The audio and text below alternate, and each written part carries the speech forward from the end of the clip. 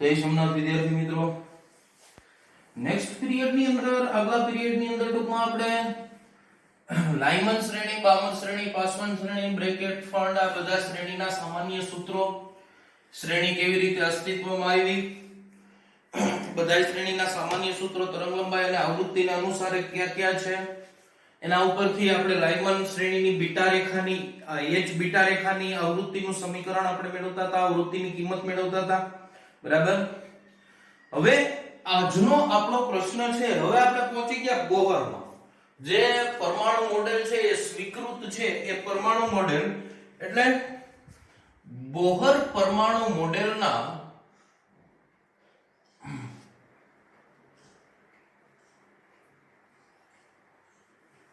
અધિતર્કો જણાવો.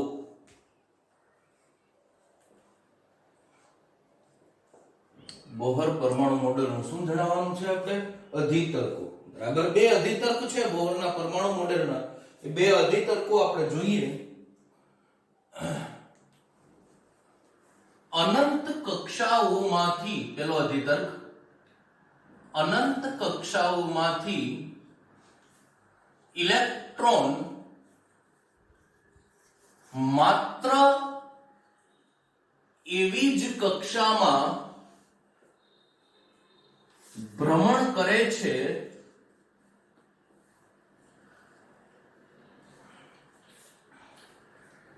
જ્યાં તેનું કોણીય વેગમાન h/2π ના હાઇઝનબર્ગ અચળાંક h એટલે 6.625 * 10⁻⁻34 બરાબર, એટલે h/2π ના પૂર્ણ ગુણાંકમાં હોય. પેલું આપણે આગળનું મોડેલ ભણી ગયા, આગળના મોડેલની અંદર કોનું મોડેલ હતું એ તમારી રીતે જોવાનું. કેનું મોડેલ હતું? ઈ મોડેલની અંદર આપણે એવું ભણતા હતા કે ઇલેક્ટ્રોન છે એ કોઈ પણ કક્ષામાં ભ્રમણ કરી શકે, કક્ષાઓ ઉપર બંધન ન હોય. તો કક્ષાઓ ઉપર બંધન ન હોય તો આપણે એની નિષ્ફળતાની ચર્ચા કરી હતી કે કક્ષાઓ ઉપર બંધન ન હોય તો ઇલેક્ટ્રોન કઈ રીતે કઈ કક્ષામાં ભ્રમણ કરી શકે એ કઈ નક્કી થાય નહીં. પણ બોહરના મોડેલની અંદર આપણે એવું નક્કી કરીએ છીએ કે અનંત જેટલી પણ કક્ષાઓ છે, અનંત કક્ષાઓ, એમાંથી ઇલેક્ટ્રોન માત્ર એવી કક્ષામાં જ ભ્રમણ કરે કે જ્યાં તેનું કોણીય વેગમાન શું હોય? h/2π ના પૂર્ણ ગુણાંકમાં. પૂર્ણ ગુણાંકમાં એટલે 1 2 3 4 5 6 m બરાબર. પૂર્ણ ગુણાંક 1.2 1.3 1.4 m ને 1 2 3 4 5 m બરાબર, એટલે h/2π ના પૂર્ણ ગુણાંકમાં હોય. આવી કક્ષામાં ભ્રમણ દરમિયાન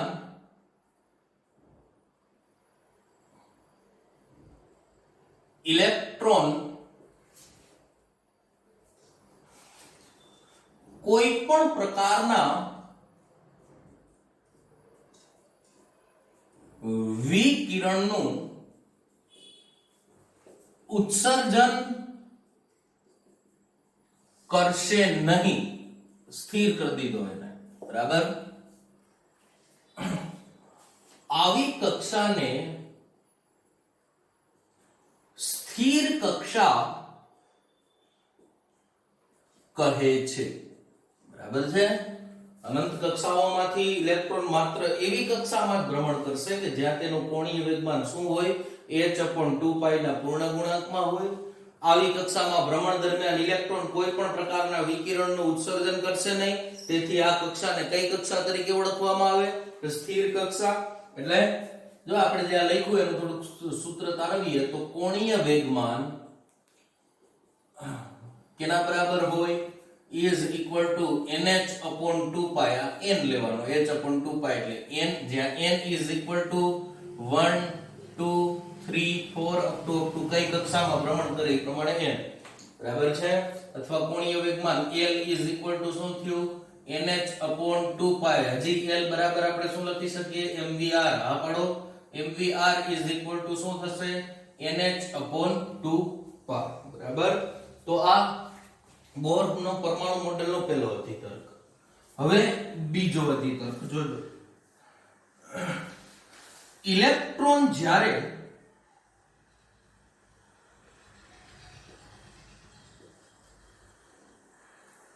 વધુ ઉર્જા ધરાવતી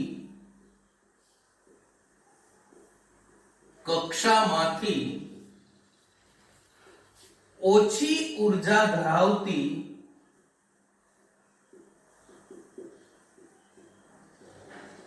કક્ષામાં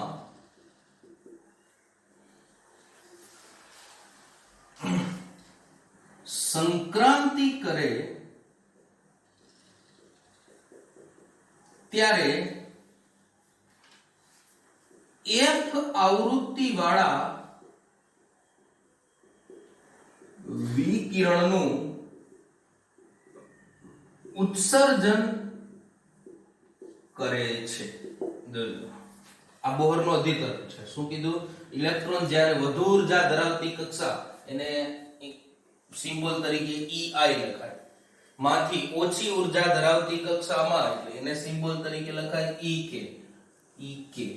બરાબર. સંક્રાંતિ કરે ત્યારે F આવૃત્તિ વાળા વિકિરણનું ઉત્સર્જન કરે. આનાથી ઉલટું, ઇલેક્ટ્રોન જ્યારે ઓછી ઉર્જા ધરાવતી કક્ષામાંથી વધારે ઉર્જા ધરાવતી કક્ષામાં સંક્રાંતિ કરે ત્યારે F આવૃત્તિ વાળા વિકિરણનું શોષણ કરે છે. અને આનું કોમન સૂત્ર આ EI minus EK is equal to HF, અથવા તો EI minus EK is equal to HC upon lambda, F બરાબર C upon lambda પરથી. તો આ બોહરનો અધિતર્ક થયો નંબર 2. બરાબર છે.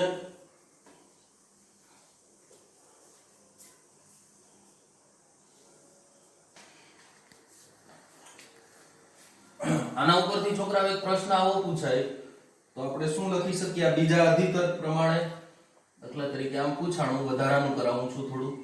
એક ઇલેક્ટ્રોન 10 મેગા ઇલેક્ટ્રોવોલ્ટ ઉર્જાવાળી કક્ષામાંથી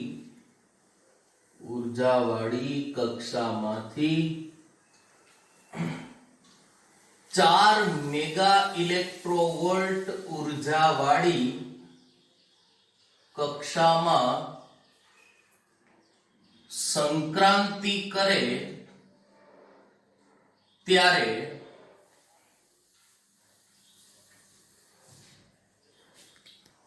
ઉત્સર્જાતા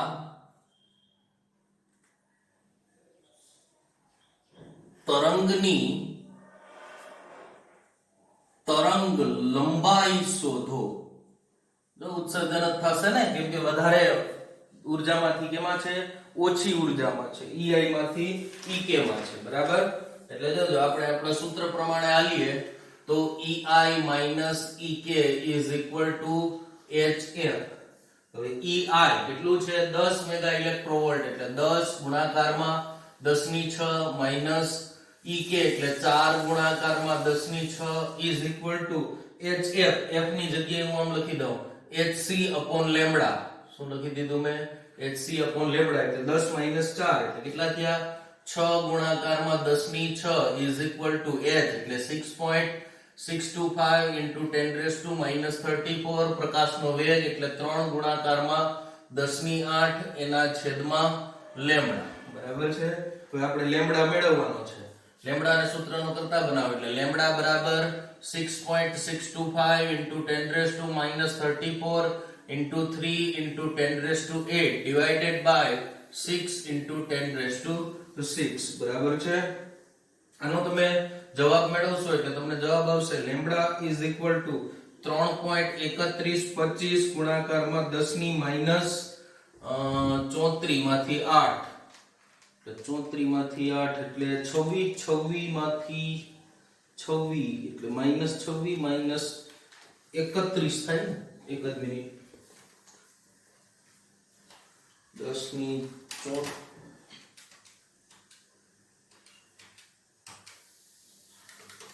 હા 10 ની માઈનસ થશે 32 ઇલેક્ટ્રોવોલ્ટ. હજી ઇલેક્ટ્રોવોલ્ટમાં જવાબ છે. ઇલેક્ટ્રોવોલ્ટમાંથી જૂલમાં ફેરવવા માટે કેટલા વડે ભાગવાના? 1.6 into 10 raised to minus 90 એટલે 3.3125 into 10 raised to minus 32 divided by 1.6 into 10 raised to minus 90 joule. So lambda is equal to